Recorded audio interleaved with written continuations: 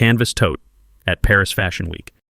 A fashionista laughed live streaming as her camera panned directly toward Rachel Miller's plain white linen dress and worn leather-strapped sandals as she entered the main lobby.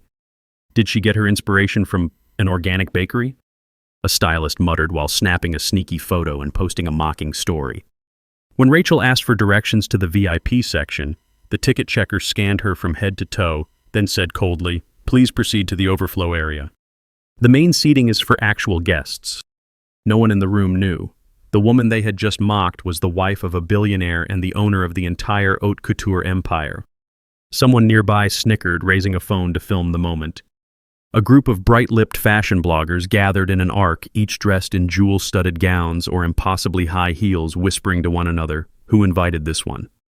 She can't possibly have a real pass." Another blogger wiggled her manicured fingers as if to wave Rachel away.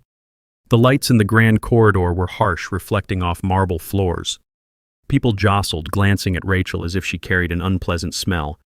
She stepped aside to let an entourage pass wearing that simple linen dress that hung straight without any embellishment. Her canvas tote, half filled with notes, and a cardigan bumped gently against her hip. A tall man in a fitted velvet suit strolled by, gave Rachel's outfit a once-over, and murmured to his friend, "I've seen better styling at thrift shops." That friend giggled, then said, "At least thrift shops try to be vintage chic. This is just plain. And we're at Chanel's prime event." Rachel bowed her head slightly, thanking the ticket checker who'd rudely directed her to the back row. Some onlookers smirked, leaning in to watch the spectacle. One woman in a crystallized jacket lifted her phone to zoom in on Rachel's sandals, those worn straps that had seen years of use. Sarcasm dripped from her voice. "And that's how you do a $0 runway look, folks." A different trio formed at the side.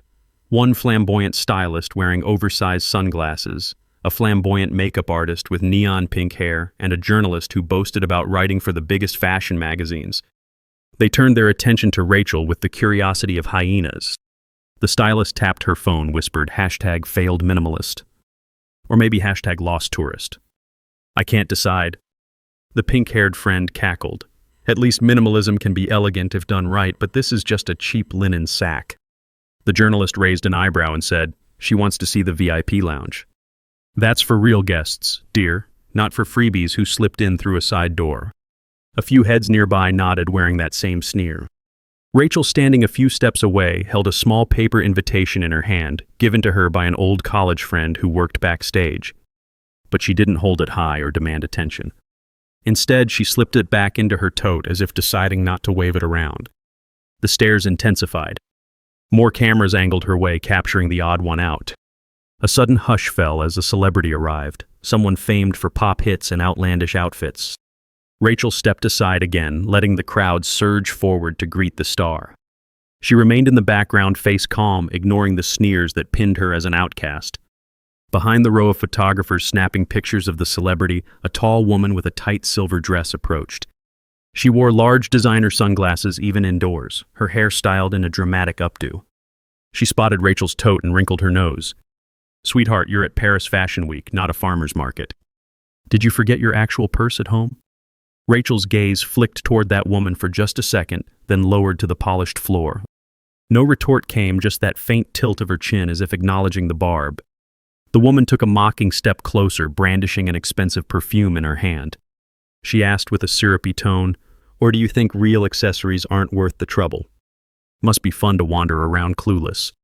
A fresh wave of giggles rippled among passers-by. Rachel pressed her palm gently against her tote, holding it in place. Her posture suggested she wasn't about to justify anything. Another voice, belonging to a fashionable young man leaning on a marble pillar, cut through the air. "I'd die of shame showing up in that shapeless thing." Did she confuse laundry day with runway day? The silver-dressed woman laughed loudly, swirling the perfume bottle for emphasis as if to douse Rachel in a better scent. Rachel turned towards the main hall, seeming ready to vanish from their sight when a mocking laugh followed her like a biting wind. She paused at a corner, checking the invitation again this time, hoping to find a map or some detail to confirm her seat. An usher scurried by with a stack of programs. Rachel tried to ask politely where she could find seat number 104. The usher eyed her, once noticed the plain dress, and said, "You have the wrong color-coded badge, I believe. Overflow seating is outside the main gallery." "Maybe you missed the sign?" Her voice was tinted with annoyance. Two fashion bloggers walked behind the usher, overhearing. One whispered loudly, "Overflow is where they put people who are definitely not on the VIP list. Good luck seeing anything from there, honey." Then they snapped a selfie with Rachel in the background, clearly intending to post a humiliating side-by-side.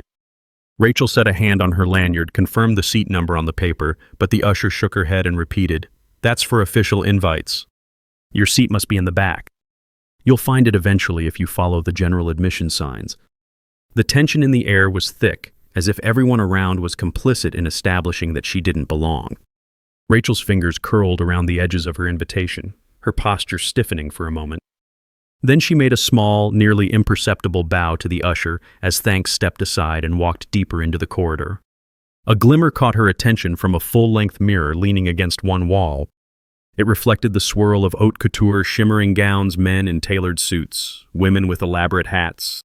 Among them, Rachel's reflection appeared unadorned, bare arms, simple fabric, neutral face. She paused a second, eyes lingering on that reflection.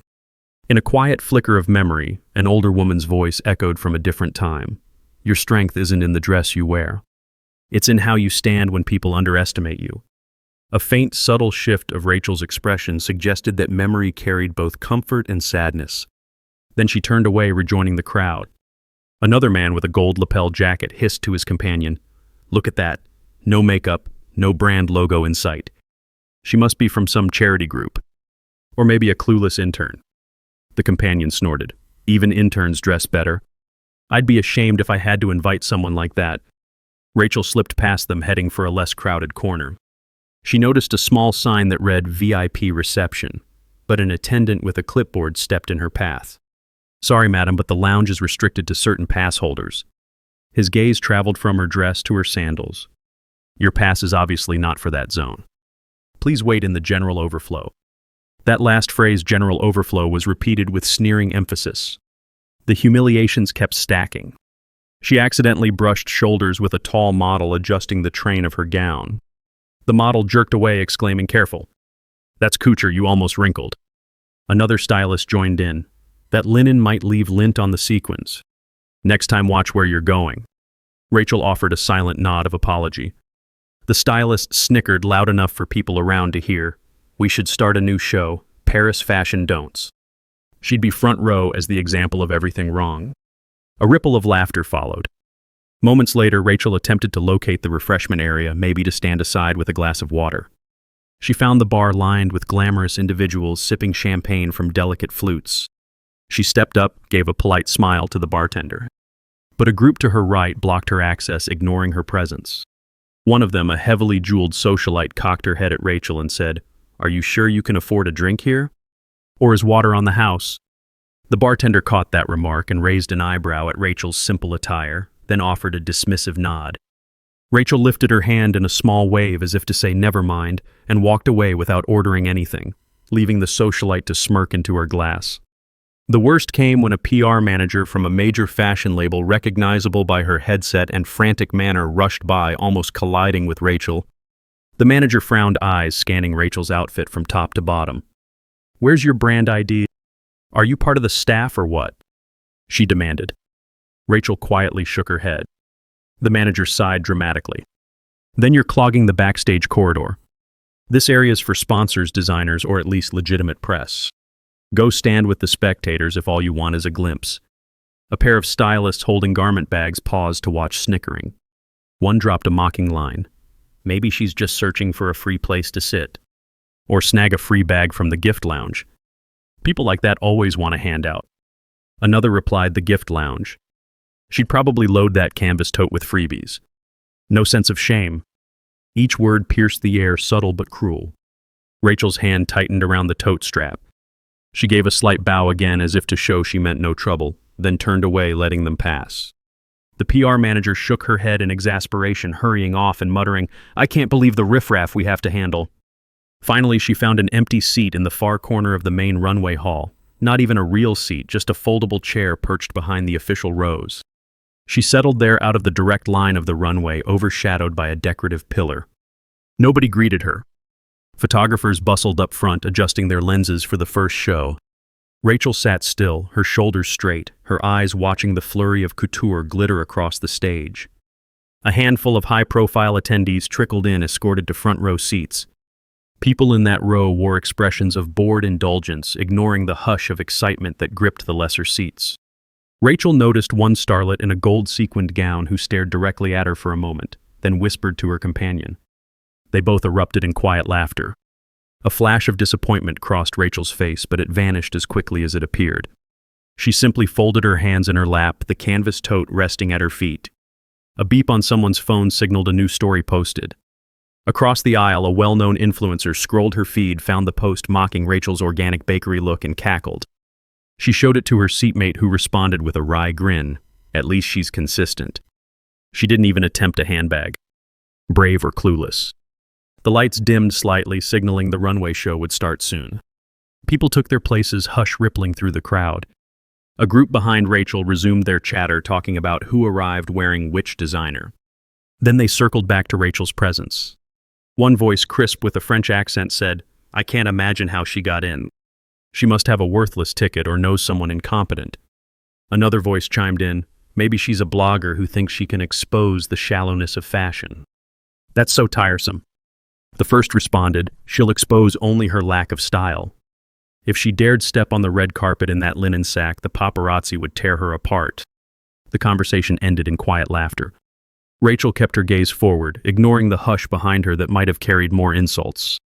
She lifted one hand to smooth a crease in her dress. The movement was slow, almost reflective, and a glimmer of memory showed in her eyes, a recollection of a stern older man holding a needle and thread, teaching her the discipline of how garments can reflect dignity rather than wealth. She blinked and refocused on the stage. A staff member holding a clipboard swept the back row, scanning the seat numbers. Rachel's ticket was in her hand. The staff member paused, recognized a mismatch, and asked to see it. Rachel extended the small slip of paper. The staff frowned. "This indicates a seat in the VIP row, but you must have made a mistake." A hush spread among the people seated nearby, curious about this contradiction. Rachel offered no explanation, just a faint polite tilt of her head. The staff rechecked the code, then repeated, "This is for the first 5 rows. That area's over there," nodding toward the velvet ropes. The seat next to a visiting diplomat was conspicuously empty, but the staff shook her head in confusion. "We can't place you there without clearance. It's obviously not correct." Rachel closed her eyes for an instant, then gently took back the ticket from the staff's hand as if to say it was fine. She stood heading quietly for the exit, apparently uninterested in forcing the issue. The staff remained perplexed while onlookers stifled giggles. Someone whispered, "She tried to fake a VIP seat. That's just sad."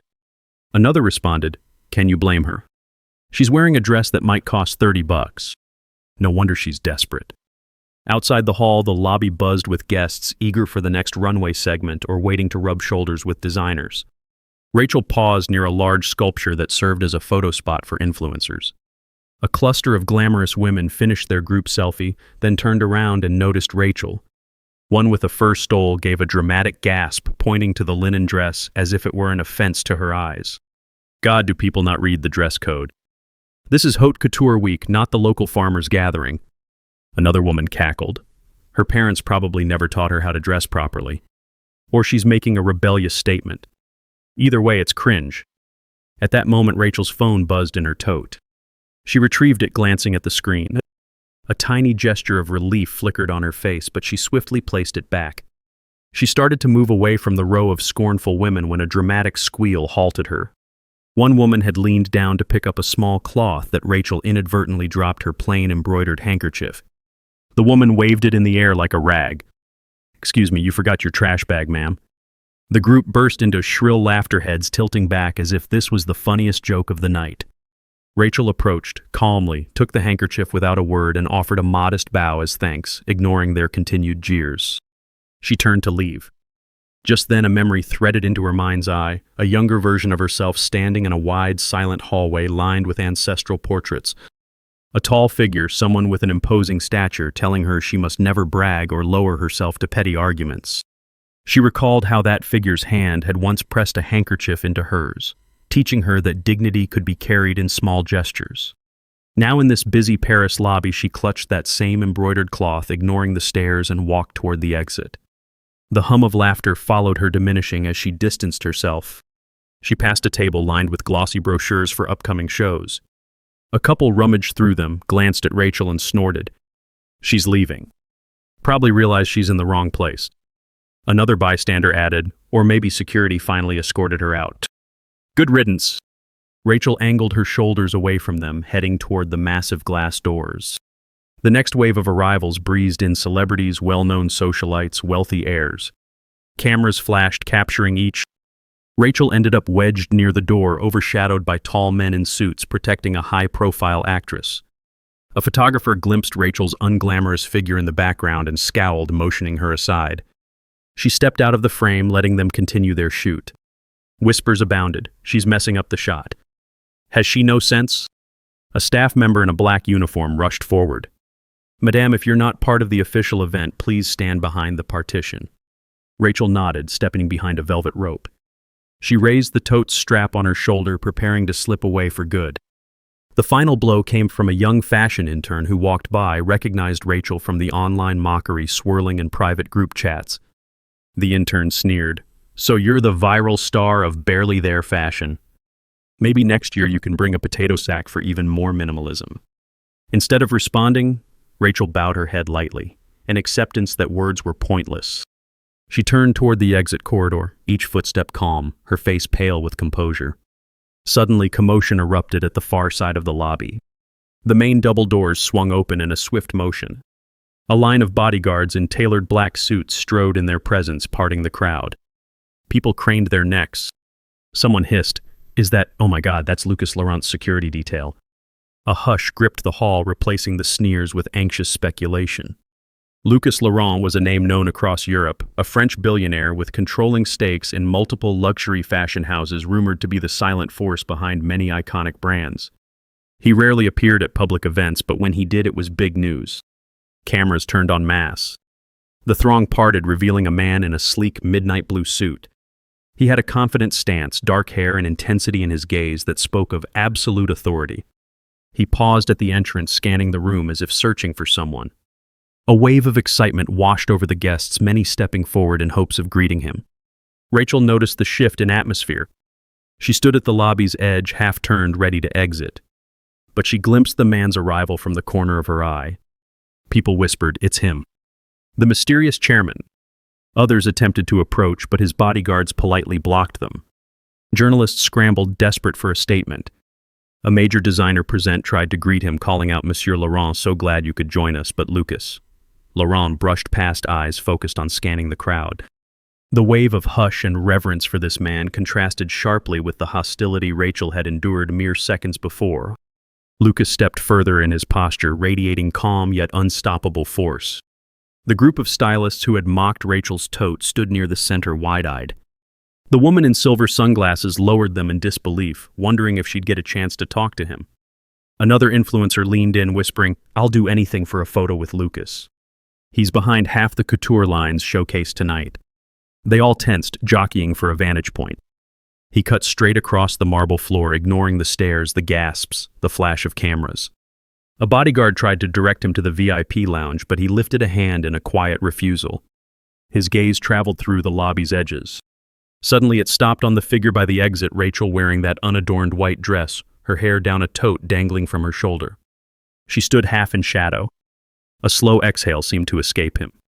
Then he continued forward, determined steps leading him straight toward her. The hush grew deeper, replaced by a wave of astonishment.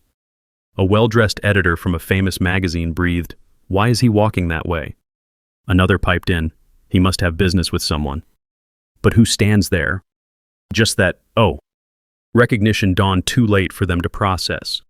In a quiet ripple, the mocking throng parted, letting Lucas pass. He halted in front of Rachel, removed his gloves, took her hand gently, and spoke in a clear voice that resonated across the hush. "I'm sorry for keeping you waiting. Tonight every spotlight belongs to you." A collective gasp swept the room. The group who had cackled about her trash bag handkerchief froze. The woman in the silver dress stared, mouth parted. The influencers who streamed her humiliation earlier fumbled to re-aim their cameras. Even the press photographers quickly pivoted, capturing this astonishing moment. Lucas Laurent, the reclusive billionaire mogul clasping the hand of the simplest dressed woman in the entire venue with all the warmth in the world. Some recognized him as the ultimate authority behind several famed couture houses. Journalists in the corner whispered furiously, "Does this mean she's with him?" But she looks like an absolute nobody. Meanwhile, he lifted that hand to his lips in a delicate gesture, turning the entire atmosphere electric. Rachel's face stayed composed, though a subtle sign of relief or acknowledgement shone in her eyes. She bowed slightly as if greeting an equal. He turned to the stunned crowd and declared, "I want you all to understand this is the only woman I ever want, seated in my front row from now on. And that's not a request." Onlookers blanched. The words hammered home like a royal command. A hush so deep that someone might hear the faint buzz of the overhead lights. Rachel stood, letting him hold her hand, no longer overshadowed. In that stretch of silence, a memory flickered behind her expression, standing with him on a balcony. A quiet evening after a small wedding in a private courtyard, the way he promised to never force her to wear her family's wealth or his. Now in front of this fashion elite, he reaffirmed that vow in a single sentence. The humiliation from earlier hung thick in the air like a bad odor, nobody daring to recall their insults. The pivot was immediate. A top designer previously ignoring Rachel suddenly stepped forward, bowing slightly to Lucas, stammering, "Welcome, monsieur. We had no idea your wife was here." The phrase "your wife" spread like wildfire. A small wave of horror crossed the faces of those who had mocked her. They realized the woman they'd ridiculed for being plain was the partner of the man who effectively controlled half the show's funding. Gasps, awkward coughs, forced smiles blossomed around them. Some tried to hide behind programs. Others stared at the floor. Lucas's voice carried calmly. "If the show is about celebrating vision and craftsmanship, then perhaps we should remember that respect matters just as much as design." He looked around at the ring of faces, not raising his tone, but the authority crackled. A well-known stylist who had posted that nasty story stepped forward, trembling. She tried to mumble an apology, stumbling over her words. Lucas gave her an indifferent glance, then turned to Rachel, softly asking, "Are you all right?" She nodded with that same serene composure she'd shown the entire day. A hush of guilt drenched the nearest group. One woman in a fur stole took a step back, recalling her jibe about farmers' market style. She covered her mouth, eyes darting around for an escape. The tall man in the velvet suit who had mocked thrift shops looked pale, trying to slip behind a row of press stands. Everyone realized they had scorned the wife of the empire's chairman. The social consequences were almost unimaginable. A flood of whispered shock coursed through them. Lucas lifted an arm, gesturing for a staff member. "Please escort Mrs. Miller to the front row, and ensure everyone understands she's an honored guest." Instantly, a staffer rushed to comply, bowing as though Rachel were royalty. Another staffer offered an apology, stammering how they didn't realize and please forgive the oversight. Rachel gave them the faintest nod, no signs of anger or vengeance. She followed Lucas, stepping deeper into the hall with bodyguards flanking them, while the crowd parted like the Red Sea. Some spectators fidgeted, hoping to catch a shred of goodwill from Rachel. But she walked in calm silence, not pausing for anyone who had sneered moments earlier. Meanwhile, at the edges of the corridor, a few half-hysterical guests realized they'd posted humiliating images or stories about her on social media. They clutched their phones, dreading the blowback if the chairman discovered what they'd done. Press cameras flashed, capturing the transformation of the night. The once ignored woman, now the center of all eyes, escorted by the mogul whose mere presence set the tone for every couture house in Europe. They reached the runway's front row, where a plush seat stood waiting. The original occupant, some minor royal, was swiftly relocated.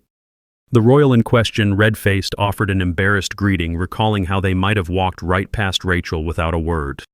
The seat was now for Rachel, placed next to an empty seat evidently meant for Lucas himself. He lowered her gently into it. People in the audience craned their necks, stunned by the public display. Designers who had overlooked her scurried over to offer official programs, champagne, anything to mend their earlier neglect. She accepted politely, but left the champagne untouched, resting her hand lightly on the linen dress's skirt. A flicker in her expression as she glanced down, a memory of a younger version of herself resisting the urge to flaunt her family name, determined to remain simple.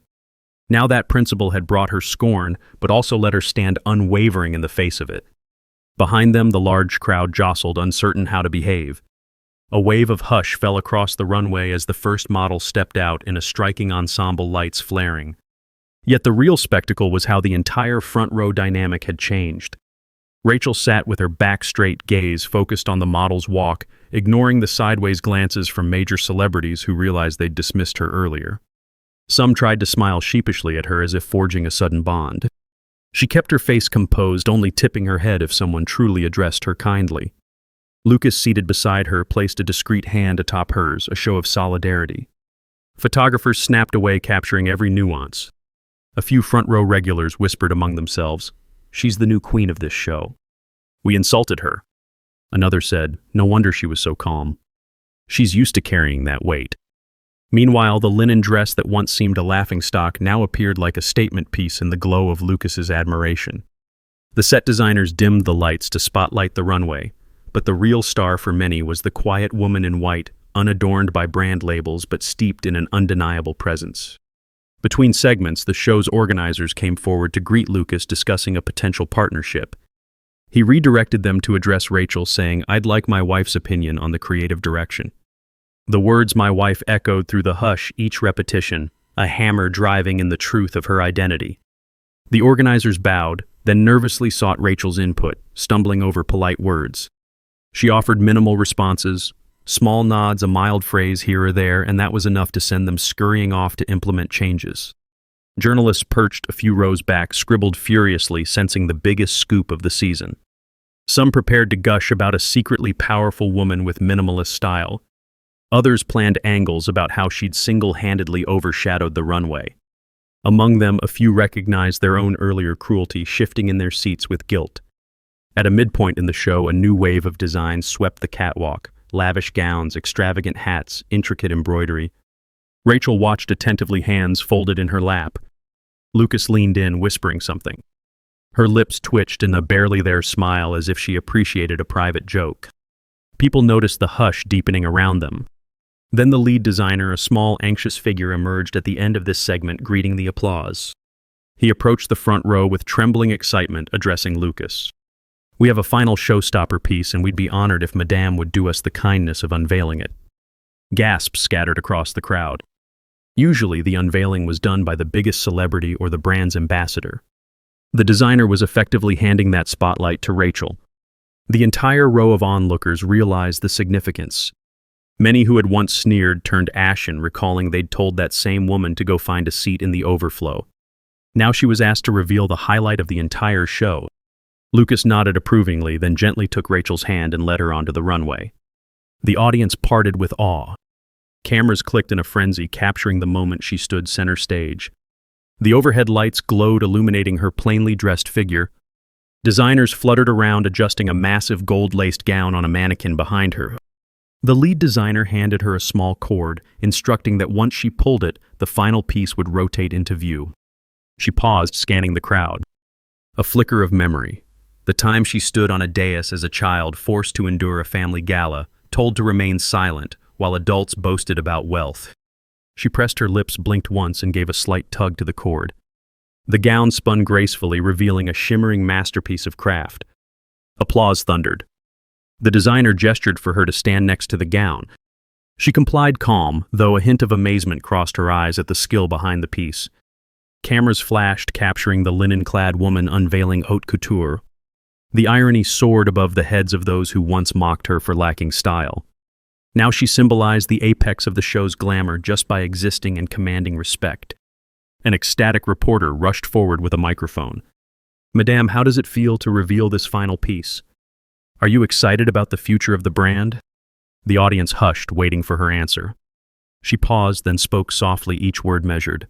"It's an honor to see artistry recognized in such a magnificent way. True beauty transcends the label." Her voice was steady but quiet. The reporter angled the mic for more, but Rachel simply stepped back. Another journalist, more persistent, asked, "Do you have any personal message for the fashion community?" She let her gaze drift across the sea of faces.